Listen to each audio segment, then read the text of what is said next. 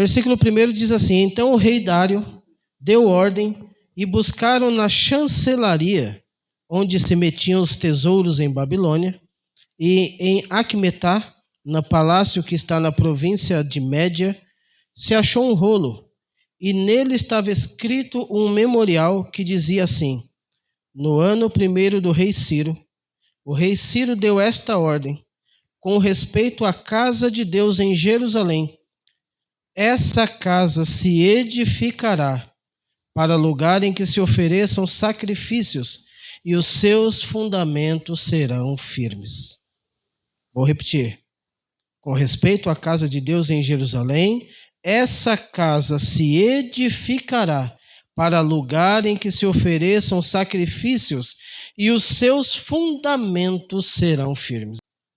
O livro de Esdras, para a gente entender o que está acontecendo. Vou fazer uma breve introdução aqui. O rei persa Ciro, a quem Isaías se refere como pastor e ungido do Senhor, proclamou no 1º ano do seu governo uma lei pela qual os judeus deportados, isso no ano 538 a.C., uma lei pela qual os judeus deportados na Babilônia ficavam livres para retornar até a sua terra natal, levando consigo a incumbência de construir a casa do Senhor, Deus de Israel, que habita em Jerusalém. O capítulo 1, verso 3. Quase 50 anos haviam decorrido desde o dia em que os caldeus, ou os babilônios, incendiaram o templo, demoliram os muros de Jerusalém e queimaram os seus palácios. Naquela ocasião, a maioria daqueles que conseguiram se salvar foi levado cativo para a Babilônia. Isso está lá em 2 Crônicas, capítulo 36. É nesse momento do retorno que não apenas muitos exilados retornaram a Jerusalém, mas também que ali restauraram o culto a Deus. Deram início à reconstrução do templo, o reparo dos muros da cidade e se dispuseram a instituir uma nova sociedade autenticamente regida pela lei de Deus. Aqui nós temos um intento, nós temos um propósito. Mas muitas das vezes, na minha e na sua vida, a gente tem um intento, tem um propósito, mas saiba que não vai ser fácil colocar em prática. Haverão dificuldades. Mas o que a gente faz? Nós vamos entender com Esdras e nos capítulos aqui que nós vamos dar uma rápida passagem, que nós precisamos entender que, por mais que apareçam as dificuldades, há um Deus no céu regendo todas as coisas. Regendo. E só rege quem é regente, quem é maioral, quem é maestro, quem está sobre todas as coisas. Vai dizer aqui a palavra do Senhor que, sob a supervisão, melhor dizendo, e chefia de Sesbazar e Zorobabel, os repatriados levaram formidáveis riquezas e, o que é mais expressivo, os utensílios da casa do Senhor que Nabucodonosor tinha trazido de Jerusalém. Entretanto, preste bem atenção nisso, a exultação da volta foi passageira, pois não levou muito tempo para surgirem problemas e dificuldades. Vamos voltar para Jerusalém? Oh, glória, maravilha, vamos sim. Quando começou os primeiros problemas, as pessoas começaram a ter dificuldade em manter vivo no coração o intento que estava sendo desejado de realizar. Para cada um de nós aqui, Deus tem uma função. E quando Deus coloca isso em nossas mãos para que nós venhamos a realizar, surgirão dificuldades e problemas. E é aí que o Senhor quer ver da minha e da sua parte se nós vamos colocar de lado, deixar... Ah, não, esse negócio é muito difícil, quer saber? Eu achei que aí ia ser mais fácil. Deixa esse negócio para lá, não vou mexer com isso não. É exatamente o contrário que Deus quer ver de mim e de você. Tá difícil, mas eu não paro. Tá difícil, mas eu não desisto. Tá difícil, mas eu continuo. Eu diminuo a velocidade se preciso for, mas eu não paro e não volto para trás e não recuo no meu intento. De jeito nenhum. Mas por quê? Porque eu sou o cara? Porque a minha patente é muito grande? Não, porque há alguém contando comigo. É como uma engrenagem de um relógio. Se uma das engrenagens quebrar um dentinho, desandou o relógio. Não funciona mais de maneira nenhuma. Em determinado momento, aumentou tanto o desalento entre os trabalhadores que até a reconstrução do templo foi suspensa. Começou com aquele ímpeto, com aquela alegria, mas aí foi esmorecendo, aí foi faltando num culto de quarta, aí daqui a pouco não veio num culto de domingo, aí vai esmorecendo e vai desistindo. Quando daqui a pouco, sabe de fulano? Não está mais indo para a igreja, não. Por quê?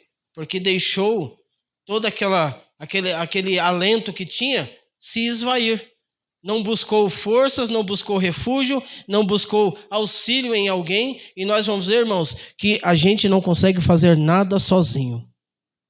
Sozinho a gente vai até um determinado lugar, como diz o programa, né? Lá dos Gideões. Sozinho a gente chega até um determinado lugar, mas juntos nós vamos muito mais longe. Porque um fortalece o outro. Um ao outro ajuda, né?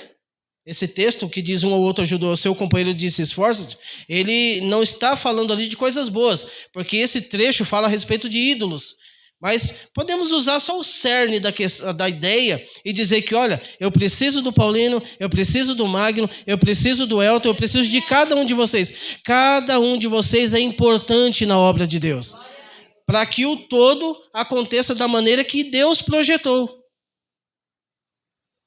E, por fim, a coragem de Zorobabel e de outros responsáveis, acoplada à palavra profética de Ageu e Zacarias, permitiram que lá no ano 516 se comemorasse a dedicação do Templo de Jerusalém.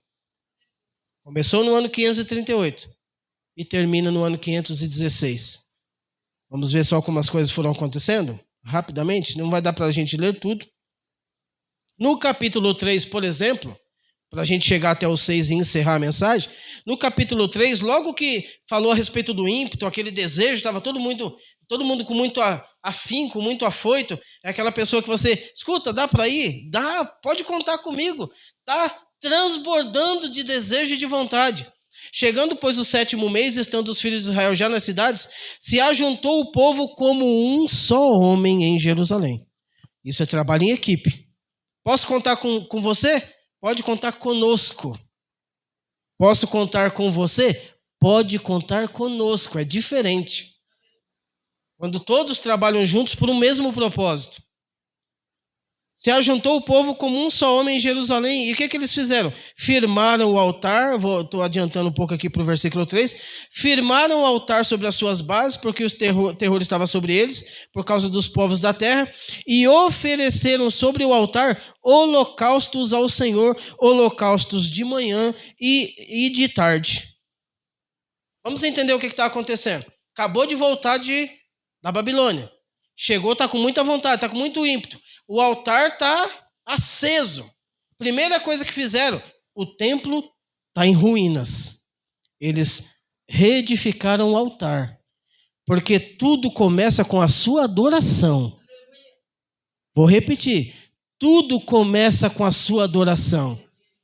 Lá com Elias no Monte Carmelo, qual foi a primeira coisa que ele restaurou? O altar de Deus que estava quebrado. Primeira coisa que o povo faz quando chega. Restaura o altar e começa a adorar a Deus. Adora a Deus de manhã e adora a Deus de tarde. Adora a Deus de manhã e adora a Deus de tarde. Adora de manhã e adora a Deus à tarde. O altar está sustentado. Bom, Deus quer isso. Só que muitas das vezes acaba sendo confundido por só altar. E esquece que existem outras coisas necessárias além do altar. O altar é importante? Sim. Com certeza é importante, mas existem coisas, acessórios, que também precisam dar total atenção também. E depois do capítulo 3, nós vamos ver que, mesmo no versículo 8 aqui, fala que eles vão começar a colocar os alicerces do templo. O altar está restaurado, está adorando a Deus de manhã e de tarde, mas agora precisa olhar para que o templo também precisa ser reedificado. E o templo só é reedificado quando você fortalece os alicerces. E como é que você fortalece o alicerce? Na palavra de Deus. Aleluia. No altar você adora, de manhã e de tarde. Mas na palavra você fortalece o alicerce. Aleluia. Ah, é muita adoração. São 1h40 de adoração e 20 minutos de palavra. Seu altar vai ficar uma maravilha, mas os seus alicerces fracos. No primeiro vento que vir, lá se foi o crente que estava cheio do Espírito Santo, cheio de graça, pulando. A vida cristã é como o candelabro de 7 hastes que a gente costuma, né, utilizar na ceia. Em alguns, os irmãos já devem ter visto. Ela possui 7 hastes. Todas as hastes têm a mesma altura. Por quê? Porque vida cristã é equilibrada. Coisa demais diminui do outro lado. Adoração demais, pouca palavra, pouco alicerce. Muita palavra e pouca adoração, o povo acaba tendo os alicerces fortalecidos, mas desaprende a adorar. Olha isso que eu estou dizendo para você. Tem dificuldade de adorar. Sabe por quê? Porque conhecimento é importante. Sim, claro, eu sou professor de escola bíblica. Conhecimento é importante, mas conhecimento demais faz com que a pessoa acabe ficando um pouco fria. Porque ela começa a ser gerente dos sentimentos dos outros. Nossa, para que glorificar alto desse jeito, rapaz? Que é isso? Isso é falta de ética. De jeito nenhum. Podia só levantar a mão aqui, ó, mais baixo. Não precisava de tudo isso, não. Está controlando a adoração do outro. E não é assim que as coisas funcionam. Quando a vida está equilibrada, você tem o alicerce fortalecido, mas você adora em espírito e em verdade. Porque Deus procura o quê? Os cheios de conhecimento. Deus teria levado Gamaliel para o céu, se ele quisesse só cheio de conhecimento. Mas Deus procura os adoradores que o adorem em espírito e em verdade. O altar foi reconstruído. Agora estão colocando os alicerces. No segundo ano da sua vinda à casa de Deus em Jerusalém, no segundo mês, começaram Zorobabel, filho de Selatiel, e Josué, filho de Josadaque, e os outros seus irmãos, e os sacerdotes e os levitas, e todos os que vieram do cativeiro a Jerusalém, constituíram levitas da idade de 20 anos, e daí para cima, para que aviassem a obra da casa do Senhor. Gente, vamos que as coisas precisam ser feitas com urgência, com celeridade, com pressa.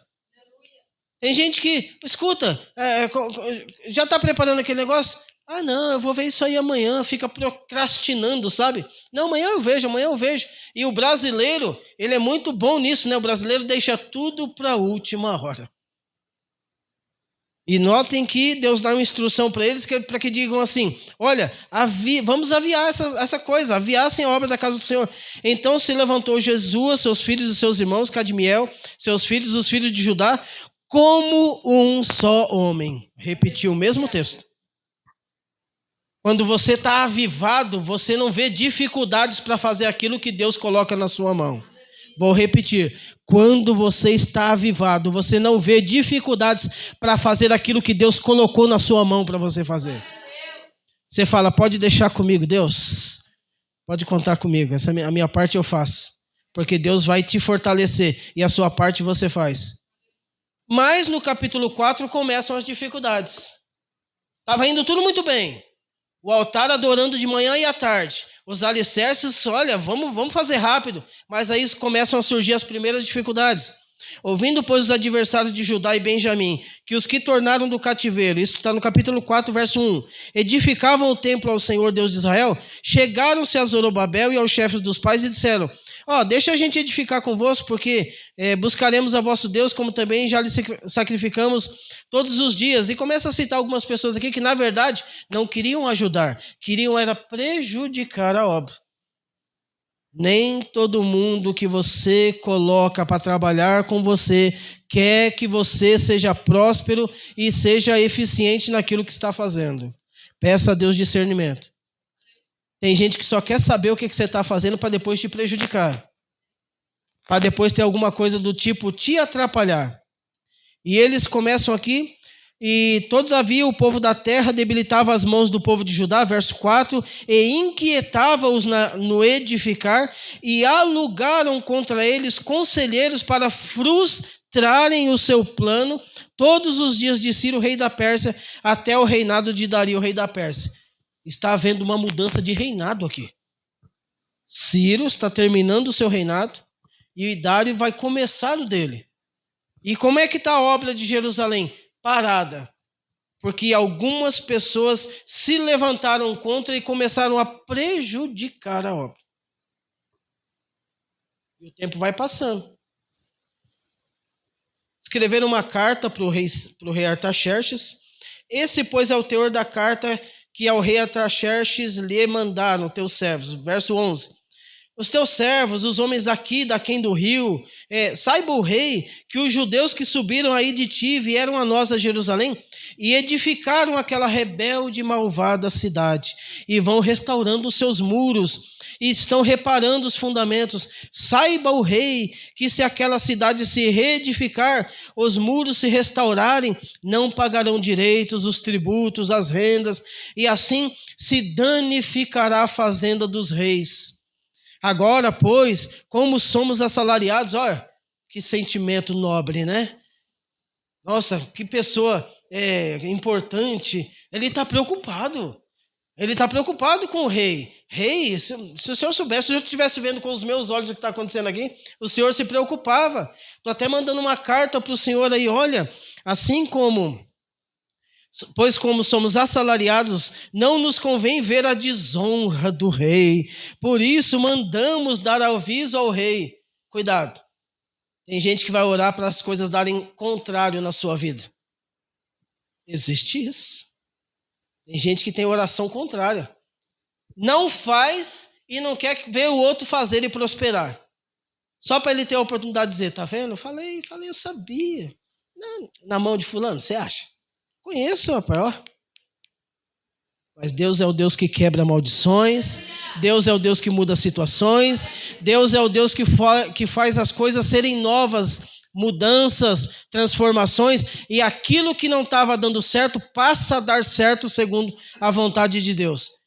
Que preocupação, mandaram para o rei.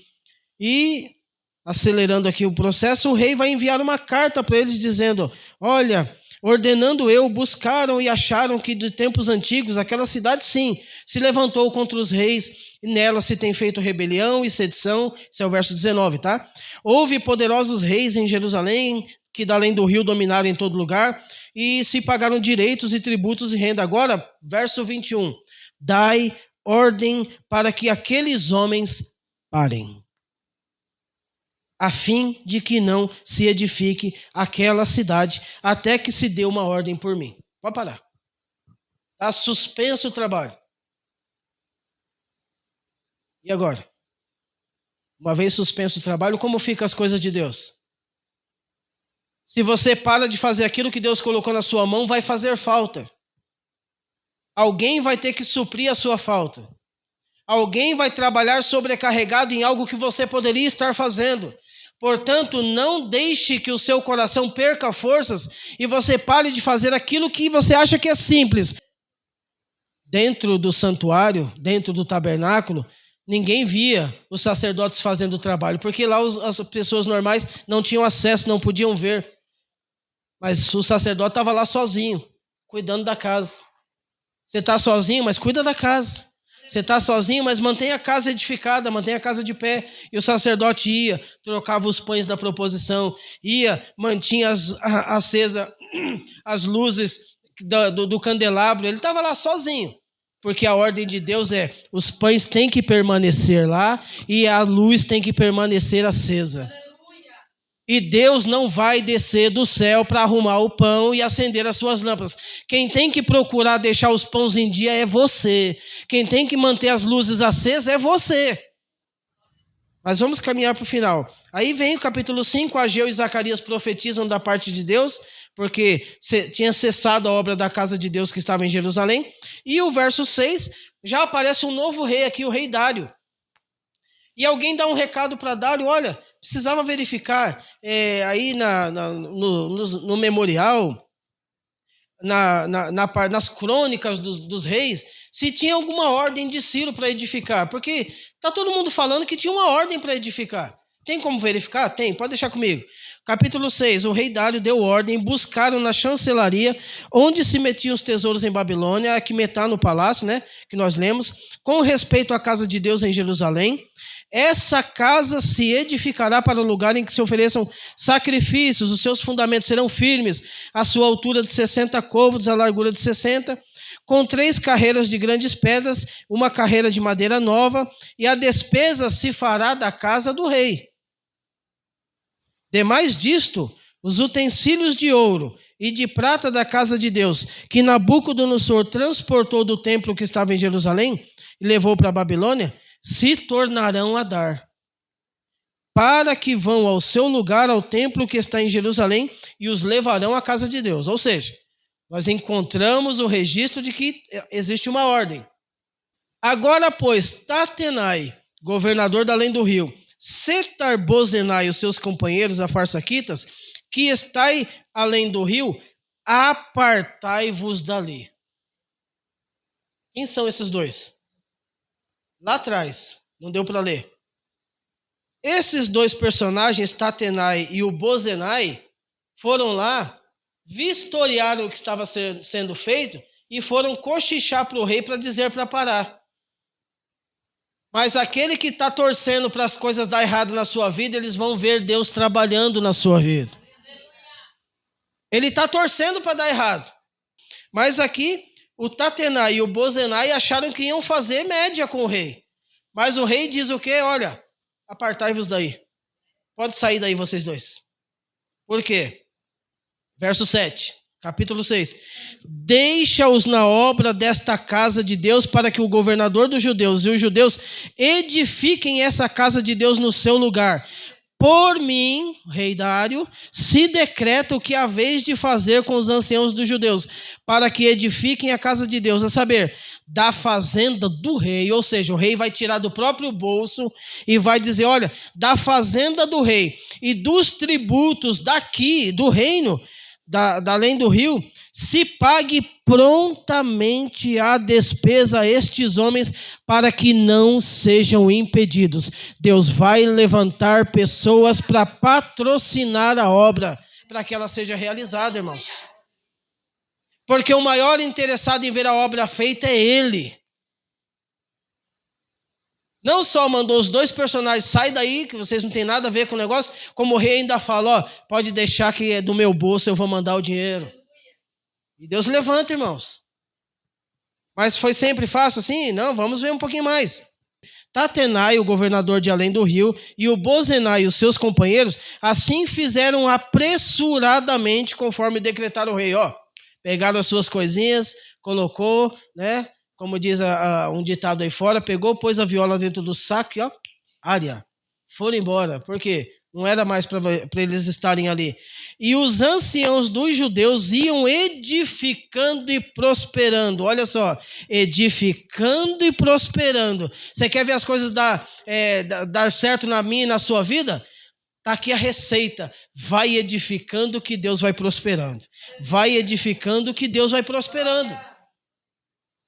Os anciãos iam edificando e prosperando pela profecia do profeta Ageu e de Zacarias, e edificaram a casa. Amém? Não ficou só nisso. Aí é que está. Edificando, irmão Cleberson, e prosperando. Edificaram a casa. Tá bom? Não. Eles aperfeiçoaram a casa conforme o mandado do Deus de Israel. Você edifica, você também prospera, você, como diz o texto, edifica a casa, mas você também aperfeiçoa. Porque Deus vê e Deus abençoa. Vou voltar aqui. Aperfeiçoaram conforme o mandado do Deus de Israel e conforme o mandado de Ciro, de Dário, de Artaxerxes, rei da Pérsia. Acabou-se esta casa no dia 3º do mês de Adar, que era o 6º ano do reinado do rei Dário, e os filhos de Israel, os sacerdotes, os levitas, o resto dos filhos do cativeiro, fizeram a consagração desta casa de Deus com alegria. Você tem que se alegrar quando você vê as coisas sendo edificadas. Você precisa ter no seu coração de se alegrar quando o outro está sendo bem, está prosperando. Você precisa aprender a se alegrar quando o outro está sendo usado por Deus. Você precisa se alegrar quando você vê algo que é colocado na mão de alguém dar certo. Deus tem Moisés. Amém, irmãos? Mas só Moisés sozinho não resolvia nada, porque se não tivesse Arão e Hur para segurar o braço dele, o episódio deles tinha acabado lá na guerra contra os amalequitas. Deus sempre vai levantar pessoas para nos fortalecer e nos ajudar. E ofereceram para a consagração desta casa de Deus 100 novilhos, 200 carneiros, 400 cordeiros, 12 cabritos, por expiação do pecado de todo Israel, segundo o número das tribos de Israel. Verso 18, puseram os sacerdotes nas suas turmas e os levitas nas suas divisões. Por quê? Porque as coisas de Deus funcionam quando há ordem. Presta atenção nisso. Ah, mas dá para fazer de qualquer jeito? Não, não dá para fazer de qualquer jeito. Deus é minucioso nas coisas dele. Puseram os sacerdotes nas turmas. Vamos organizar? Vamos. Porque organizado o negócio funciona. Os levitas nas suas divisões, porque senão cada um estava tocando numa nota. Você põe em ordem. Sacerdotes, vocês vão fazer assim, e os levitas, vocês vão fazer assim. Os levitas nas suas divisões, para o ministério de Deus que está em Jerusalém, conforme o escrito do livro de Moisés. Da onde vocês tiraram isso? Da palavra. É sempre da palavra que vem a orientação. A palavra de Deus é a bússola do navegante. É você olhar aí. Peraí. Não, agora está certo. Verso 19, para a gente finalizar. Os que vieram do cativeiro celebraram a Páscoa no dia 14 do primeiro mês, porque os sacerdotes e levitas se tinham purificado, preste atenção, como se fossem um só homem. Notaram que isso está se repetindo?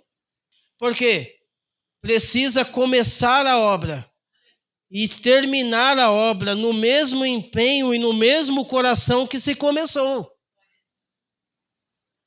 Estamos trabalhando junto no começo? Amém. Estamos na metade do caminho, ainda estamos juntos? Amém. Vamos chegar ao final juntos? Sim, vamos chegar junto ao final. Por quê? Como se fossem um só homem. Todos estavam limpos, mataram o cordeiro da Páscoa para todos os filhos do cativeiro, para os seus irmãos, os sacerdotes e para si mesmo. Verso 21. Assim comeram a Páscoa os filhos de Israel, que tinham voltado do cativeiro. Irmãos, faz 70 anos que eles não comemoravam a Páscoa. Desde a queda do templo em Jerusalém. Agora eles voltam. O altar é reedificado. Os alicerces são recolocados. Os muros são reerguidos. O templo é terminado e dedicado novamente. E depois que tudo está feito, você se alegra e você se festeja na presença do Senhor. Voltaram agora e comemoraram, celebraram a Páscoa. Os filhos de Israel que tinham voltado do cativeiro, com todos os que a eles se apartavam da imundícia das nações da terra, para buscarem o Senhor, Deus de Israel. Verso 22 e a gente termina. Celebraram a festa dos pães asmos, festa da Páscoa. Festa dos pães asmos é a mesma festa, porque a Páscoa é celebrada com pães sem fermento. Celebraram a festa dos pães asmos 7 dias, com alegria. Mas por quê? A resposta está na continuação do versículo. Preste bem atenção e guarda isso no seu coração. Ou use até nas suas redes sociais, aí faz um hashtag aí, Deus tem me alegrado. Porque diz aqui o texto, celebraram a festa 7 dias com alegria, porque o Senhor os tinha alegrado e tinha mudado o coração do rei a favor deles. Você precisa de algo da parte de Deus, que Deus mude o coração de alguém, se dedica para a obra. Restaura o altar. Cuida dos alicerces. Reedifica os muros. Reedifica o seu templo ao Senhor. E deixa que o resto Deus cuida. Deixa que do resto Deus toma conta. Eles festejaram 7 dias em alegria. Por quê? Porque a alegria veio de Deus. O Senhor os tinha alegrado.